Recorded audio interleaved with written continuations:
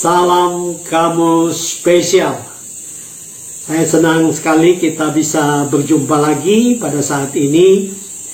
Dan pembahasan kita pada saat ini adalah mengapa kita tidak harus memakai jilbab. Beberapa waktu yang lalu viral video dari anak SMK Negeri 2 Padang, yaitu Jenny Cahyani Hia, di mana dia dipaksa menurut peraturan sekolah, dia diharuskan untuk memakai jilbab dan orang tuanya menolak dan orang tuanya dipanggil oleh pihak sekolah. Dan waktu orang tuanya yaitu Bapak Ilinu Hia bertemu dengan wakil kepala sekolah, terjadilah diskusi. Dan saat diskusi beliau melakukan siaran langsung dan pada akhirnya menjadi viral di media sosial. Oleh karena video itu menjadi viral, maka terjadilah tanggapan dari berbagai pihak, termasuk dari Menteri Pendidikan yaitu Bapak Nadiem Makarim, dan juga tanggapan dari Komnas HAM. Nah, mari saat ini kita akan melihat video siaran langsung, potongan video siaran langsung, dan juga tanggapan dari Menteri Pendidikan dan juga tanggapan dari Komnas HAM yang saya kutip dari beberapa channel yang lain.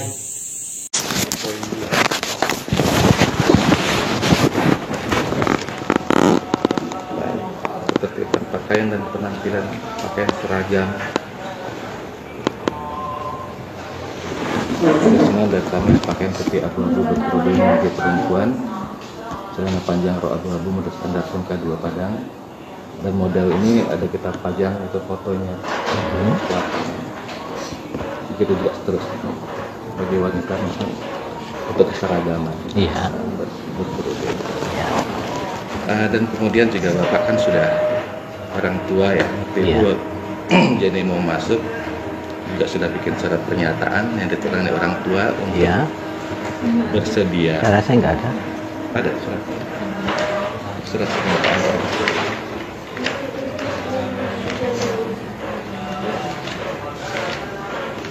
Ini Pak.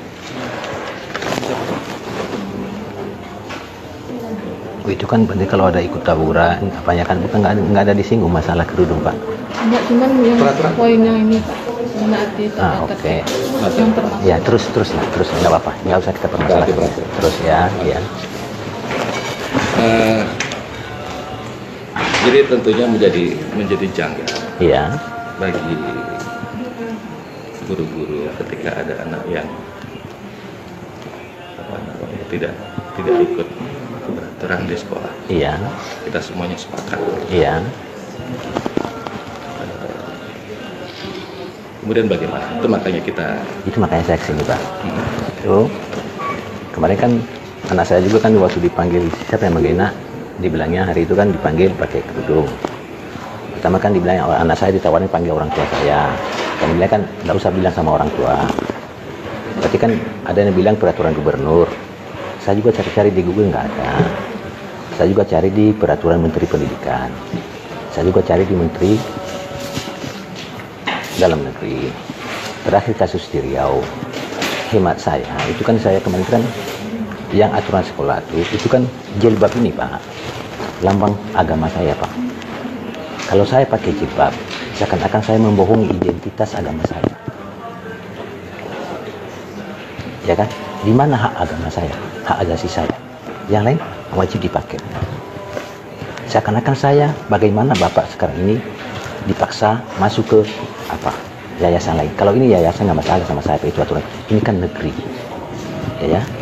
Karena ada temannya sekali, Pak, di SMA 10 dari SMP 1 tidak pakai. Coba tuh Begi Serzaluhu sama-sama kelas 1 sampai sekarang. Baik. Nah, terus Pak, tunggu satu lagi itu, Pak. Satu pertanyaan saya sama Bapak, apakah ini hanya himbauan atau kewajiban? Baik. Ya, itu ya. Bagi SMK 2, Iya. ini adalah kewajiban. Kewajiban, Pak, ya? Ya, karena sudah ditertuang dalam peraturan. Ya. Bapak lihat tadi sudah ditarik oleh kepala sekolah dan kita perbaharui setiap tahun. Iya. Kita tanya ke kepala sekolah. Terus kalau solusinya, menurut Bapak kalau dia nggak ada siap, apa tindakan sekolah? Karena kita berada di bawah dinas pendidikan, dinas pendidikan provinsi, maka dalam hal ini sudah siap-siap.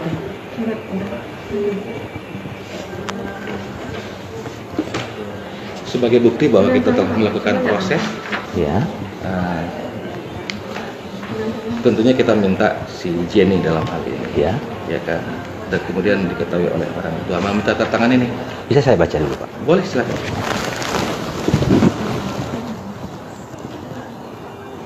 Nama saya. Di atasnya. Yang Bapak? Nama saya Elianu, bukan Eliano. Tapi kata dengar. Yang tadi.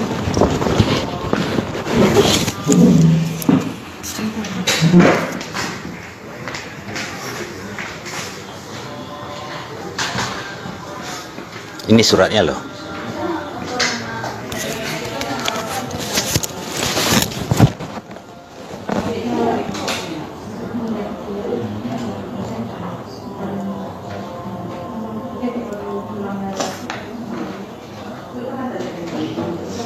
Nanti minta satu kan, Pak? Iya, boleh difotokopi. Tentunya kita pegang. Ya, satu Bapak saya pegang, nggak masalah. Dan kemudian nanti juga kita minta Bapak isi. Ya, nggak masalah. Karena peraturan sekolah kita setelah ditantangani oleh kepala sekolah, kita kasih tembusannya ke dinas pendidikan. Nggak masalah. Jadi dinas pendidikan tidak tahu. Makanya juga kita berani itu memajang, kan, memajang. Kalau juga tidak kita lakukan proses, Pak, tentunya juga menjadi tanda tanya. Tapi ini lebih bagus kalau ada ini, Pak. Menurut saya sangat bagus. Makanya, berarti pintu terbuka bagi yang lain. Makanya kita bikin ini. Buka pintu yang lain. Berarti sehingga aturan sekolah yang salah itu diluruskan. Mungkin seperti salah pengamatan itu kan, kalau diwajibkan itu kan aturan syariah. Kalau menurut saya. Tapi bisa kita luruskan. Bapak tembuskan ke dinas, saya juga nanti tembuskan ke Komnas HAM. Berarti kita sama-sama. Berarti ini lurus. Berarti tidak ada apa di antara kita. Kita carikan demi solusi yang baik. Sehingga marwah SMK 2 itu kan ada. Tidak membedakan, berarti tidak fokus. Dan awal kalau kita nggak proses, Pak, ya? Ya. Dalam hal itu sepakat kita, Pak, ya? Kita sepakat. Iya. Apapun resikonya. Ya. Bapak proses, saya juga proses. Dan pasal 3 ayat 4 Peraturan Menteri Pendidikan dan Kebudayaan Nomor 45 Tahun 2014 tentang pakaian seragam sekolah bagi peserta didik jenjang pendidikan dasar dan menengah, bahwa pakaian seragam khas sekolah diatur oleh masing-masing sekolah dengan tetap memperhatikan hak setiap warga negara untuk menjalankan keyakinan agamanya masing-masing. Maka sekolah tidak boleh sama sekali membuat peraturan atau himbauan kepada peserta didik untuk menggunakan model pakaian kekhususan agama tertentu sebagai pakaian seragam sekolah, apalagi jika tidak sesuai dengan agama atau kepercayaan peserta didik. Hal tersebut merupakan bentuk intoleransi atas keberagamaan, sehingga bukan saja melanggar peraturan undang-undang, melainkan juga nilai-nilai Pancasila dan kebinekaan. Untuk itu pemerintah tidak akan mentolerir guru dan kepala sekolah yang melakukan pelanggaran dalam bentuk intoleransi tersebut. Sejak menerima laporan mengenai SMKN 2 Padang, Kemdikbud telah berkoordinasi dengan Pemda untuk segera mengambil tindakan tegas. Saya mengapresiasi gerak cepat Pemda terhadap pihak-pihak yang terbukti melakukan pelanggaran. Selanjutnya saya meminta agar pemerintah daerah sesuai dengan mekanisme yang berlaku segera memberikan sanksi yang tegas atas pelanggaran disiplin bagi seluruh pihak yang terbukti terlibat, termasuk kemungkinan menerapkan pembebasan jabatan, agar permasalahan ini menjadi pembelajaran kita bersama. Ya, Komnas HAM menaruh perhatian terhadap peristiwa pemaksaan penggunaan jilbab kepada siswi beragama Kristen di sebuah sekolah menengah kejuruan di Sumatera Barat. Saya kira peristiwa tersebut merupakan keprihatinan bagi kita bersama, karena institusi pendidikan negeri seharusnya bisa menjunjung tinggi keragaman yang ada, menghormati kebebasan beragama dan berkeyakinan, dan tentunya juga harus menghormati prinsip dan standar hak asasi manusia seperti amanat Undang-Undang Sistem Pendidikan Nasional. Kami berharap kejadian ini adalah kejadian yang terakhir, bukan hanya di Padang tetapi juga di berbagai wilayah di Indonesia. Harapannya sistem belajar mengajar, sistem pendidikan nasional benar-benar harus sesuai dengan Pancasila, Undang-Undang Dasar 1945, dan juga hak asasi manusia, sehingga siswa belajar bisa dengan tenang, nyaman, dan kemudian juga bebas untuk mengekspresikan segala hak asasi yang ada pada dirinya masing-masing. Kami juga berharap bahwa Kementerian Pendidikan dan Kebudayaan menaruh perhatian serius terhadap peristiwa ini dan juga mencegah peristiwa yang sama tidak terjadi di daerah lain dan juga di masa yang akan datang. Setelah kita melihat potongan-potongan video tadi, ini waktunya kita akan melihat dari perspektif firman Tuhan. Apa yang sebenarnya Alkitab katakan tentang memakai tudung atau jilbab atau cadar. Nah, mari kita akan buka bersama-sama di dalam kitab 1 Korintus pasal 11 ayat yang ke-5 dan ayat yang ke-6. 1 Korintus pasal 11 ayat 5 dan 6 saya akan bacakan. Tetapi tiap-tiap perempuan yang berdoa atau bernubuat dengan kepala yang tidak bertudung menghina kepalanya, sebab ia sama dengan perempuan yang dicukur rambutnya. Sebab jika perempuan tidak mau menudung kepalanya, maka haruslah ia juga menggunting rambutnya.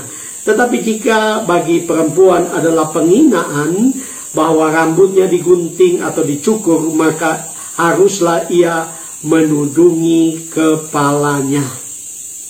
Nah, Bapak Ibu Saudara-saudara, ini adalah surat yang ditulis oleh Paulus kepada jemaat di Korintus sebagai tanggapan kepada begitu banyak masalah yang terjadi dalam jemaat Korintus.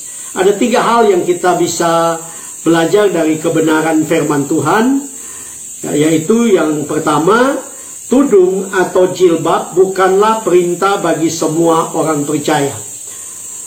Tadi saya sudah katakan bahwa surat pertama Korintus ini adalah tanggapan Paulus terhadap masalah-masalah yang terjadi di Korintus. Ya, dan salah satu masalah adalah pemakaian tudung atau jilbab. Nah, Bapak Ibu Saudara-saudara, di situ dengan jelas kita melihat bahwa ini bukan perintah bagi semua gereja. Ini adalah perintah secara khusus buat jemaat Korintus dan mungkin beberapa jemaat di sekitar jemaat Korintus. Dan ini bukanlah sesuatu yang diharuskan bagi semua atau diberlakukan secara universal. Itu sebabnya kita orang Kristen tidak harus memakai jilbab. Kalau itu bukan budaya kita. Kita boleh memakai pakaian yang sopan dan tidak ada masalah. Nah, misalnya ada agama yang lain yang mewajibkan memakai jilbab, maka itu silakan saja. Mungkin itu adalah perintah agama mereka boleh melakukan.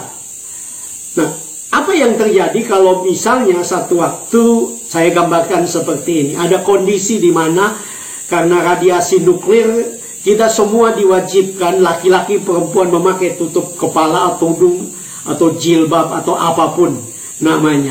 Saya percaya kita harus memakai karena situasinya. Sama seperti sekarang kita semua diwajibkan untuk memakai masker. Masker mungkin bukan budaya kita, sehingga sulit memang untuk awal dilakukan.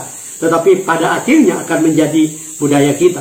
Karena itu mari kita perhatikan kebenaran ini bahwa tudung atau jilbab itu bukan perintah bagi semua orang percaya di dalam agama Kristen. Yang kedua adalah tudung atau jilbab adalah budaya yang ada pada daerah Korintus atau pada zaman itu secara khusus.